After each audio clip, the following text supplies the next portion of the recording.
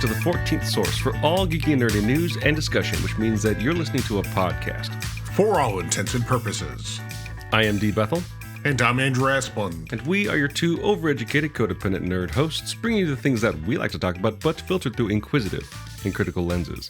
The episode for Friday, October 20th, 2023. We're back. We are. Yeah, like sad real life stuff happened in my world, and had to take care of that. It happens. It does. Thank you. I got a surprising amount of outreach from the listening crew, our dear listeners. That's what we call them. So thank you for that. That was very nice and heartwarming. So, bad things happen. Doesn't get better right away, but moving forward is what keeps us going. I'm not a motivational speaker. Woo. Sometimes you just got to put one foot in front of the other before you know it, you're walking. So glad that no one pays for this. Big yikes. Yeah. So our triumphant return brings us back to kind of us thinking about what we enjoy doing. And so that's why, and it's also the easiest thing to do as life is crazy. We're going to discuss our respective weeks in Geek this week. So, okay. Andrew, what was your week in Geek like this last week or last 2 weeks or whatever? Sorry, that's too much overexcitement. Your O-face. So actually, this is the weird thing where we always joke about how we go for a while and we're like, oof, we don't even know what our week in Geek is because life is tough.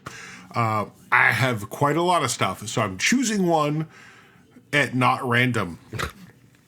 So I actually watched a show on Netflix called Sex Education, which Dan has talked about. So I'd heard things. I wanted to see it. I wanted to catch up with Dan. I want to be as cool as he is. You're actually probably ahead of me now. You've not finished it? I have not finished it, but... I have. Yikes. Yeah. Well, that's going to make this a weird conversation, isn't it? No, it's okay. I mean, we don't want to spoil it for listeners, but there's still 4 seasons of interesting of TV show there to talk about. So maybe when I finish it, we can come back and actually do a spoiler cast. That could be fun. But yeah, since you entered the world of... Since you've entered the world of sex education. Woo!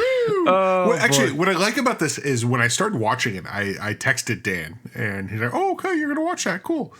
And I would text every now and then when I was watching it, and there'd be the weird, ooh, you're going kind of fast. Yeah. Because, I mean, for those that know, Dan watches shows on a relaxed schedule. Yep. Right. Yeah. What one would call an adult schedule. A very, you know what? I'll get one of these every week. Yeah. Maybe, Yeah. I mean, we got crazy with Sex Education this new season. We watched 2 a week. Yeah. Oof. Yeah. Oh, yeah. So did I. But it is that weird thing where I did burn through it very quickly. I mean, I think it was a course of 4 weeks. Yeah. I went through it all. That's a lot of emotion. It's a lot of emotion. It is. Holy cow. And it's interesting because I just watched Heartstopper on Netflix, which is another teenage. So Heartstopper is very queer. It's there's only 2 seasons and the episodes are half the length. So it's 8:30s rather than 8 hours. Also British. I believe they're both British. Yes. Right. Yeah. Yes, indeed. Yeah. So apparently I get to see how British teens deal with sex, which is yikes. Not finally dreams do come true. And it's actually wild. So this is a show. It's about Sex Education. It's a show about a fella in what Americans would call high school. I guess Brits would call sixth form. Before going to college, which is not university. That sounds like a Final Fantasy boss, but yeah, sixth form. And it's basically this fella. His mother is a sex therapist, famous sex therapist, and famous. And he basically kind of gets wrapped into doing that in high school is like not a job, but like it's a thing to help It's a people. service. That's kind of it's a service. That's kind of well, actually, it starts the first season as a money making thing. Indeed, yeah. So that's kind of I think the original pitch of the show. In an abandoned bathroom, if I remember correctly. Right, abandoned bathroom. So it's a weird show because it deals with basically high school people or whatever teenagers played by grown ass adults mostly. Actually, I'll get to that. It definitely ends up that way for sure. I don't know when they started, but yeah. Well, no, I mean I checked. Like Shuti Gatwa is he's currently 30. Nice. So when he started, he was 25. Like, yeah, grown ass adults. Asa Butterfield, only a couple years younger than Shuti Gatwa, and I believe a professional gamer. I might be wrong about this. Yeah, he is. But I want to. So basically, it's a show about it's about teenagers dealing with sex stuff. In a way that, like, first of all, I always love this idea that, wow, that's not how we dealt with it in the 90s. We just repressed it, But I really like this idea. It's a show that is, while it has its ups and its downs, it's kind of this charming take on teenagers and sex. Yeah. And really, like, acknowledging the reality of, like, yeah, they're gonna, Right, yeah. They're gonna, whether you want them to or not. And so for the parents out there, yeah. I guess, warning. Yeah, before you sit down and watch the show Sex Education with your children for an evening, know that they might be engaging in sexual activity and discussion and discourse around it. I actually don't want to go too deep into, like, the nuances here, because I do really think this does warrant, like, a full episode. Oh, sure. But sure. You bring up a good point. Like, the title is interesting because it's not just, obviously the premise is about this kid opening up a sex therapy clinic on campus. If the title references everything, it's giving the audience as you were insinuating, a lesson on how kids learn about sex. And what I think is interesting, successful at times, unsuccessful at others, is they do a really good job of encapsulating as a variety of sexual experiences that teenagers may have, from straight to queer to everything in between and around it, and highlighting, as you highlighted in some of your, or as you talked about in some of your texts, the goofy aspects as well as some of the very dramatic aspects that come with those things, and they don't shy away from that, which is a strength. But also, I can absolutely see it being a triggering, not so fun experience. So what I want to do is, because you haven't finished it, I actually didn't realize that. I assumed that you did. No. Because I assume you watch TV shows like... You know what happens when you assume, Andrew? It makes an ass. You make an ass of Uma. Of Ume. Yeah. And so I don't want to go too much into depth. What I will say is, actually, watching the show, I want to take a minute as a nerdy and geeky thing to talk about Shuti Gatwa. Who, yes. So he, I think, kind of made his international name in this show. Yes, absolutely. And since then, and we've talked about it, he was cast as the Doctor. The first time they've cast a Scottish actor as the Doctor. No, it's not at all. What? Actually, no. They actually have a pack of Scots that they've. But like, really, just the idea that he's going to take over after November, right? The David Tennant rerun, and I want to they've done a noble apology. The one thing I will say is, as I watch it, I would every now and then I'd be like, "Hey, Dan, man, this guy's great." Right? like anything else aside about the show, he is like. It's like it exudes like this like charisma and joy and whatever, earnestness. And it's incredible. His range and his unbending his ability to just be unbendingly excited about everything around him is like exactly right. So for me watching the show, and actually the joke is I tied into Heartstopper, because Heartstopper actually features an actor who will be in the special this November. Okay. So that's why I say, like, I'm watching the weird teenage British sex shows The origin feature stories, Doctor Who yeah. characters. But yeah, no, just seeing him, like, it's the kind of thing where maybe I picked this up from my father, where it's like, oh, when Star Trek Voyager started announcing people that might be in the show, my father started going out and renting movies and things that Really? had them. Wow. Because that's his thing. And I realize that's a affectation I now have. Where, Oh no, I love it. Yeah. like, now I'm curious to see this guy. And I watch this show and I'm like, damn, I'm like, whatever he's going to do for the, whatever the Doctor becomes, I'm now so confident that, like, this is an actor who's got it. Like, he's got something, it'll be great. And I think really what I want to, as a Weekend Geek, especially since Dan hasn't finished the show. Sorry, I didn't know I had homework for your Weekend Geek.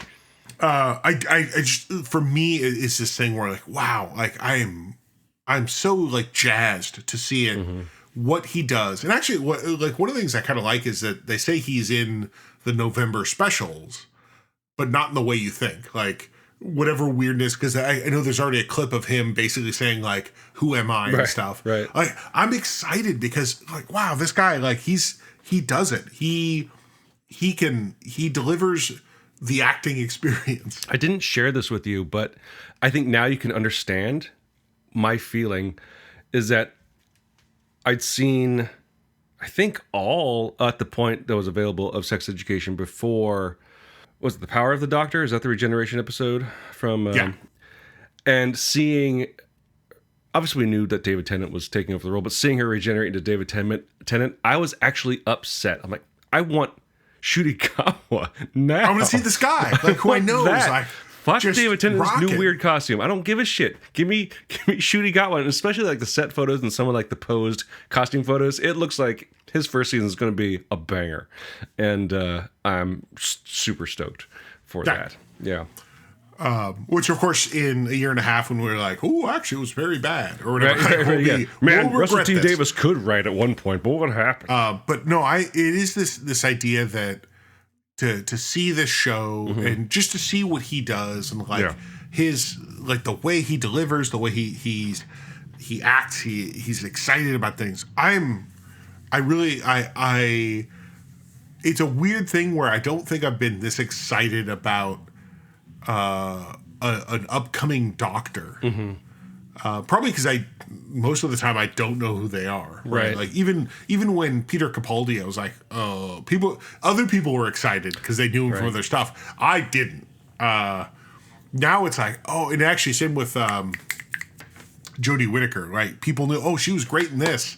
I never seen it, and I didn't bother to watch that show. With that in mind, actually, it reminds me a lot of sort of the excitement I had when they announced Matt Smith, because I'm like, this guy's he's a child and he's nobody. Like, what the hell? And like, seeing kind of the bold choice they made with that casting, in as much as he was young, everything else was kind of in line, a white straight dude. But this is kind of like has a similar kind of excitement because it's not an unknown actor, but a very sort of young, starting his career kind of actor, diving into a role like this seems like a real exciting venture. But just to kind of go back to Sex Education, this is more like a preview, dear listeners, for when we talk about this show. So you have homework. Aside from Eric, his character, any other standout characters or most interesting characters for you throughout the show? Because I have one that just blew my mind in that I turned around completely on. Okay, so character. you want to talk about Amy, and I get that. No, I don't actually. I think Amy needs to be protected at all costs. Because that was what actually in the first season I was like, oh, who's this? Oh, she's fine. Yeah. But then by the end of it, I was like, wow, this character, like, suddenly became the character that, like, while I actually think some of their other ones, I'm like, well, maybe you're not the best people. Like, I'm like, oh wow, Amy, you're great. You're the divinity of this show. I know, she's like the most innocent person ever. I'm like, protect this. All right. So who are you gonna give me? Character that I will say this, actually, also as a preview. I don't know how much I like season 4. I have a hot take, which I'll save for a future episode. I will say it did turn me around completely on a character I hated and actually ended up loving what they did in season 4, and that's Adam, the son of the of the former headmaster. Yeah. That's so. We'll talk about that. I think because I get what you're saying, and I think. But also, it's like, oof. I meant more just as like an actor. Like the acting he does is incredible, and the fact that they actually cloned the actor that plays the headmaster to just to create a teenage version of himself. They are exactly the same fucking person. It is uncanny. I would actually say that's where the 4th season does well with those two. Yeah. They basically establish the two of them as you're basically much more similar than probably we thought when we cast you. Right.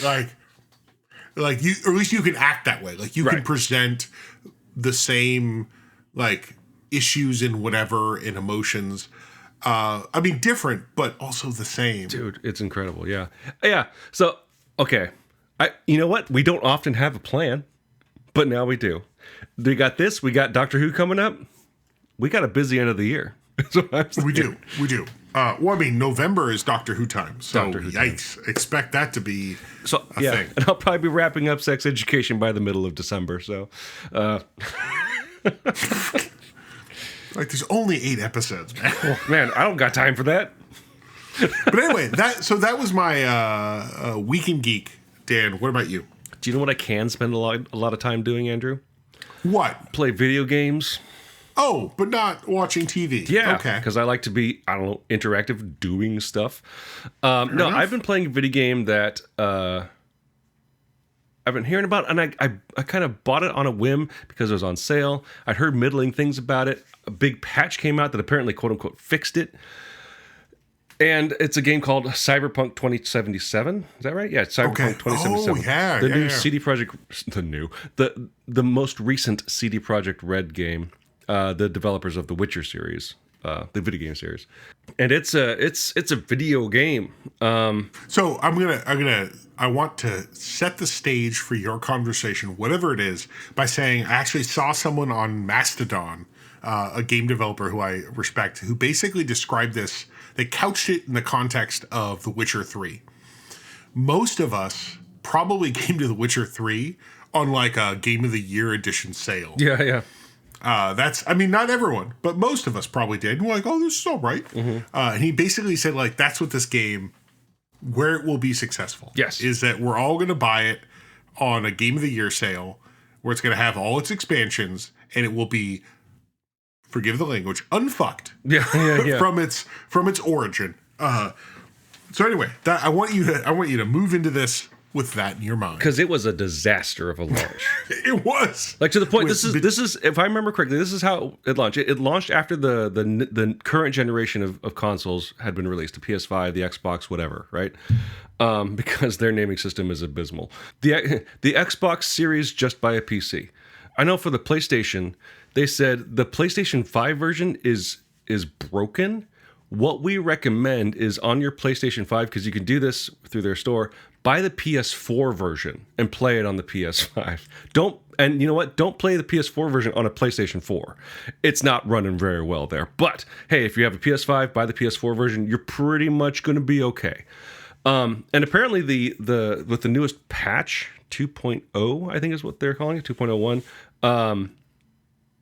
Apparently, like, they revamped some severe things. So I did not buy it or play it before the new patch came out. So I didn't get that sort of before and after effect. But apparently they revamped a lot of things in terms of not just making it unbroken, but like making it playable. Well, there's that, but also like UI. They like completely revamped the skill tree system, so it looks different. It works differently. Like it's a new game. Like from what I hear. And apparently the new expansion stars Idris Elba, which is fine because I don't hate that, because the game stars ostensibly Keanu Reeves. And I'm going to say a very poorly cast Keanu Reeves. In probably his best cast role since Bram Stoker's Dracula. Oof. Let's find the lowest bar. I just watched that movie again recently. That movie bangs. It's a fun ass movie. My arc with this game has been interesting. I forgot to look up my hour count. I think I'm in like the 30s at this point, but I was wanting something different when I got it. But I wanted something sci-fi. I think I was caught up in the Starfield kind of thing. I don't have a gaming PC. I don't have an Xbox. I can't play Bethesda games anymore, which fucking sucks. But I wanted something sci-fi-y. I'm like, hey, Cyberpunk stuff is kind of cool. I like Battle Angel and whatnot. And I was initially turned off by the game's tone completely. It is so #edgelord gruff, oh, everything sucks and everybody's an object and blah, blah, blah, blah, blah. I'm like, this is insufferable. I hate everything about this. But I can't stop playing it, Andrew, because it's actually kind of fun. Who knew? The people that made the Witcher games can make a fun video game. That's what I've heard. Oh, there's two reasons why I think it works for me. One, since I didn't have a PlayStation 5 at the time and it was such a broken launch, I kind of resigned myself to never playing it, so I didn't listen to any of the discourse around the story and what happened. And so I kind of went into completely blind. And I was actually genuinely surprised at sort of the first act turn that happened. I'm like, oh, this is interesting. Okay, this is kind of cool. The other thing is kind of the biggest sort of compliment I hear about The Witcher 3, which is the game is the game rewards the player more through its side quests than its main quest, because the side quests are so thoroughly written, acted, and developed. And that's where I'm just kind of loving this game, where I'm actually kind of falling into role playing, for lack of a better word, of like, okay, this is my character, and like, oh, this person's getting a hold of me again. That's the kind of area of this world and the sort of sphere of interaction that I like participating in. I'm going to do that, and seeing those relationships and characters grow has been kind of rewarding and interesting. And I will say, like, the design is really in terms of the artistic design, I should say, it's really engaging, really interesting, and it still glitches a little bit. Like, there's a great scene. Oh, I was actually like, the scene started, I'm like, I think this actually may be my favorite moment in the game. You're sitting around a fire right before this big kind of heist happens, and a menu pops up of conversation choices you have, and you're like, you know what? Let's take a drink in celebration of this comrade we lost along the way. And so I selected it, and it's like, hey, here's the scorpion. And the animation has him reaching down to grab his beer, but the bottle stays on the ground, but his hand comes up, and I look around, and everybody doesn't have a bottle in their hand, but they're miming it, and they all take a drink of nothing, and it was pretty great. The thing that won me over is less the tone and more the writing, which I think is what is expected from The Witcher 3. And I think I'm kind of surprised I'm sticking with it. I'm almost done. I didn't look up a walkthrough in terms of what to do next. I just wanted to see how close I was to the end, and I'm very close to it. And I didn't make it through The Witcher 3 because it became unwieldy at some point with all the side quests and all this shit. And like, I don't know. And the combat was not engaging me as much.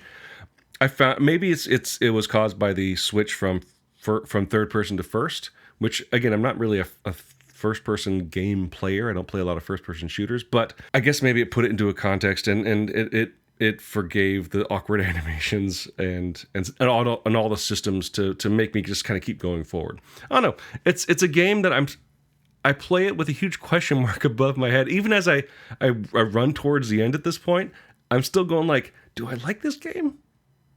I don't know, but I can't. But it's a fun to play game because you always have something to do, and that thing to do is always interesting. And I guess that's kind of, I guess that means I like the game. I'm not sure, but it's a very different experience from The Witcher, I think, which is also something to be praised, perhaps.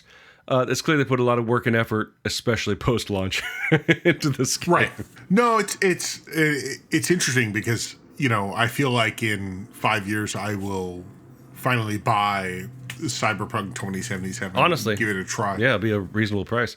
I mean, the price I paid for it was fairly reasonable, but like, yeah, you could probably eventually get this for $10 or in a humble bundle, right? Right. Yeah. The thing that I find kind of interesting, I probably, unlike Bethesda games, I don't think I'm going to go through this again. Maybe if I give it some years on the back burner after finishing it, maybe I'll go through with a different build, for lack of a better word. But the skill tree is interesting because every time you level up, you get a point to insert into one of your stats. You know, like body is basically strength and intelligence and technical ability, and then they have a stat called cool. You know, do you want to be cool? I'm like, yes. I should say this: whenever I have like a create a character kind of game RPG, I did this for Mass Effect. I think I did this once for one of the Fallout games. I always base it on Ash Williams from Evil Dead. Okay. Right? So I want a guy that's basically the dumbass, but frighteningly capable. Give me some sugar, baby. This is my boomstick kind of guy. Because I feel like that would yield a fun time. And I did my best with this. I didn't nail the chin in the character creator, but they don't give you a lot of options there. But I basically put all my points into technical ability. Because remember, Ash built a robot hand. Right. And I put it into cool. And I'm otherwise dumb as a brick. And I got some strength. But what's cool is it doesn't do this all the time. But one of the things that I like is that sometimes you're presented with conversation options or interactive options where like, hey, you can open this door, or you could break it open, or you could hack it or whatever, right? Mm-hmm. But the fun part is in the conversation options, like you have like the option that's highlighted in yellow that says this will push the conversation forward. They have some that are just in blue, which is like, hey, these are like side conversations you can have. And sometimes they might have like, hey, based on your intelligence, you could have this option. And a couple of times, or some of the times I should say, the intelligence option still pops up for me despite me having very low intelligence. But instead of it just being grayed out, instead of having something clever there, it has like my 3 out of 10 required. And the actual dialogue I would say is written there. It says, I don't know what you mean, or something like that. So they provide you dialogue options that you can select, even if you can't meet the threshold to get the right option or to get the optimal option. And so it makes for an interesting organic quality that is cute and clever, but not really, impactful. Yeah. So for me, it's a game of side quests, and the main quest is fine. If not surprising, because I managed to avoid the spoilers for so many years. But yeah, Cyberpunk 2077, a world I don't ever want to live in, but a world I wouldn't mind. I don't mind driving around in and doing side quests. Well, here's hoping that, as I heard happened a lot, your character's penis did not pop out of his pants. No, it did not.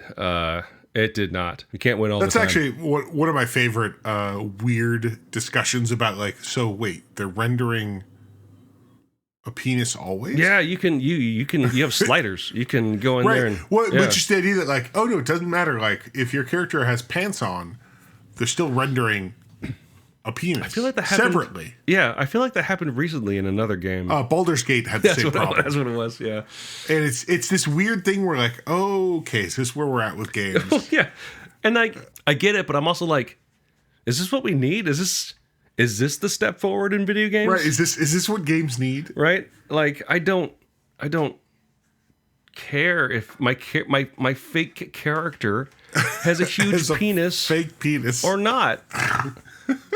What would be awesome is, because one of the interesting systems I haven't really engaged with, mostly because the lack of aptitude, but also it just seems really, there's a lot of options, and I'm like, oh, I'm not smart enough for this. Is this sort of what they call cyberware? We can like outfit every limb of your body. Basically, every limb of your body has different slots because it's cyberpunk, and you can like add technology on there that does all these. It can boost your stats. It can give you special abilities. I've dabbled in it a bit, but they don't have they don't have slots for your penis or genitals in general. Just arms, legs, cyber penis. Cyber penis shoots electricity, bro. And I will say, actually, because that's the cyberpunk angle does make for interesting combat options that I have been starting to engage with about halfway through my playthrough, where usually I was just like, let's go shoot people. But after a while, you can just like kind of hunch behind a box and go like, I can turn off that camera. I can make that TV screen go weird and distract people. And I'm kind of having more fun with the variety of combat, or lack of combat, honestly. They're really good about that, of giving you options to go through any scenario in a way that you prefer. Usually I just fuck up and end up shooting a bunch of people. Oh, well. Well, it happens. Ash Williams is here for business. So if you, dear listeners, have any thoughts about the topics we discussed this week, feel free to leave your thoughts as comments on the page for this episode at forallintents.net. You can also post your comments or engage in conversations with other listeners on our Facebook page. You can find us on other social media as well, specifically the places that we frequent, which means you can find me on Instagram at @dbethelcomics, and you can find Andrew on Mastodon at profounddark at dice.camp. While you're at our website at forallintents.net, you can also take a look at our YouTube page, which you can find by clicking on the link in the corner that says YouTube. There you'll find the show simulcast in YouTube. Please listen, love, and whatever the show on YouTube. If you do want to, and I recommend you to, please like and subscribe, and or as the kids like to say, ring that bell.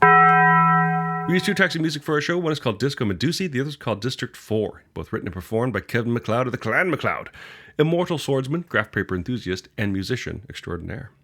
You can find his music and more at incompetech.filmmusic.io, and that's all licensed under the Creative Commons 4.0 attribution license. If you like the show and like to help us out, the best way to do so would be to subscribe to the show using whichever podcasting service you use. What would help us out even more, though, would be to leave some sort of review.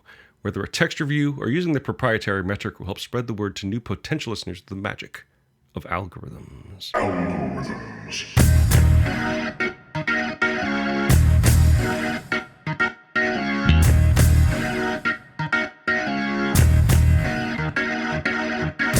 Actually, big news happened in the intervening weeks, Andrew. We're not going to go in depth here. I don't know all the details. I just know that it is a victory and it is good. The WGA strike is over. The strikes aren't over. WGA has agreed to terms, and they seem to kind of have gotten what they wanted. But SAG-AFTRA is still out there trying to not be scanned and used as terrible digital background characters. So the battle was won, but the war is not over, so to speak.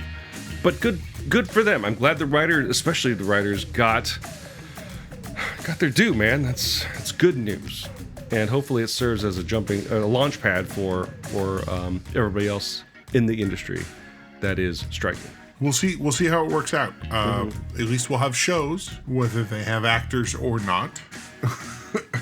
There was a social media post going around showing someone that had, I think it was actually from earlier this year, but it made the rounds again, of someone. Basically, it was captioned saying, "This is what AIM TPA, whatever it's called, this is what they want," and it's like a teen comedy drama that was like straight to streaming or something like that. And it's like a baseball game, a basketball game at a high school, and the camera's panning around and pans from the game over the crowd, and there are people in the front row on the bleachers. There's people 2 rows up, but in the middle between them are like the most PS2 looking polygonal fake ass people raising and lowering their hands as if they're cheering for someone with their dead eyes, and it was kind of horrifying. And that made it to market, and that's disgusting, right? Well, that's the future. That's the future. Someone called Robert Zemeckis, because he made a lot of inroads on this already with his dead-eyed characters. Or those movies, Polar Express and Beowulf. Was there another one? I don't know. Those are the nightmares. Poor guy. He was the future. He was. We just didn't acknowledge it. He should go back. So until you go back to the future, dear listeners, I'm D. Bethel. And I'm Andrew Asplund. And for all intents and purposes, that was a podcast.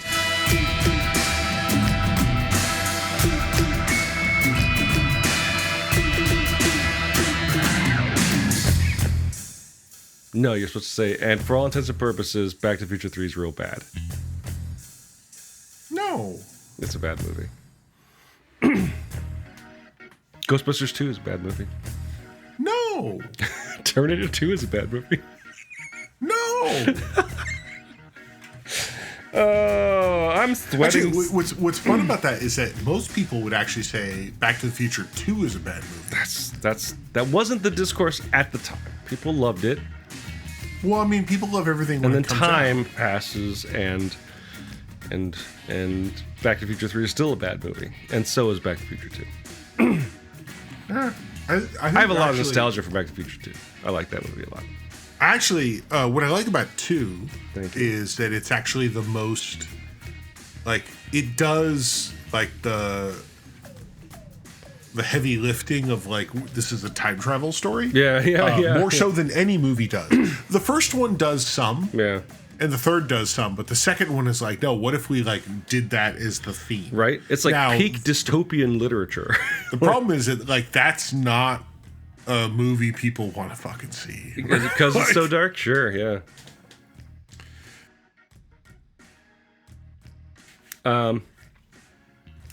Anything else? No, I'm good. Are you good? I am okay, but yes, I'm good. Yesterday was hard. You can find his music and more at Incompetech.film. No, as a trilogy, I think it's actually every movie does something different. Right. The first one is like 80s, classic 80s, like sort of fun comedy drama. The second one is hardline dystopia, and the third one is Saturday morning cartoon. Well, I'd say the first one really leans into the premise of, which was the original premise of, you don't know your parents, right? Spaceman from Pluto. Like the idea that your parents would Right. not be who they said they were. Right. They And might that's even hit all on you. That's the whole first movie, right? Yeah. Whereas the second and the third lean in different directions. Second is like, ooh, time travel, bad dystopian, yeek. And the third one was more of like a cartoon. Yeah. It was a cartoon. And And ZZ Top's in it, for fuck's sake. so that's true. Well, but then again, Huey Lewis was in the first one, so. Was he in it? Yeah. His song music was in it. Yeah, dude, he's like the judge in the you're not going to be in the band competition or whatever. Yes, the classic. You're not going to be in a band competition. No, like, sure shit, man. I know. Dude, you don't need to fucking verify. I trust your sources. I trust your No, I research. actually want to verify because I want to make sure I'm not fucking full of shit, man. I'm recording this. ZZ Top is in Back to the Future, and I think they even do their stupid spinning guitar bullshit. They do. Oh, it's fucking stupid as hell. High school, sorry, god damn it, pop up. So these is- at high least- school band audition judge, uncredited. Yeah, okay, sure. Huey Lewis is a band audition judge, but then he's not like he doesn't go up to Marty McFly and say, "Hey, I want a new drug," or "Hey," Whereas quoting ZZ Top performs a Western style rendition of one of their popular songs. yeah, dumb as fuck, right? It's dumb. You know what? That train is cool, but that is dumb. All right, let's fight. Oh, we watched Clue, or Cluedo, if you will, the other day. It's crazy to think that was merely 1 year before, or the same year Yeah, of. we talked about this. Yeah. Yeah, that's crazy. And then the year before, he was fucking Krug in Star Trek 3. He's always Krug. He goes home, takes off his makeup, and he's a Klingon. I mean, he learned Klingon for that role. Fucking Christopher Lloyd. That's going to be a very sad day when he fucking dies, dude.